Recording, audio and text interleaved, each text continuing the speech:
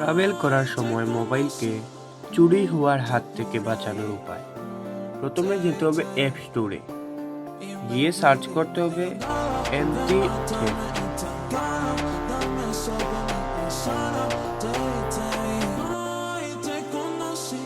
এই অ্যাপসটা ডাউনলোড করে নিতে হবে। আমার তো আগে থেকেই ডাউনলোড ছিল। ডাউনলোড করার পরে চলে যেতে হবে সেই অ্যাপে, গিয়ে নিজের মতো সেটিং করে নেবে। সেটিং করার পরে মোশনে গেলেই সেই সেটিংটা অন হয়ে যাবে। সেটিংটা হচ্ছে, এখন যদি কেউ সেই মোবাইলটা টাচ করে তাহলে একটা অ্যালার্ম বেজে উঠবে।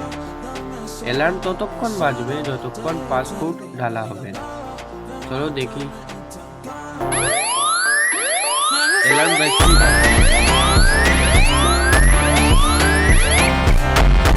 দিলে সেই অ্যালার্মটা বন্ধ হয়ে যাবে।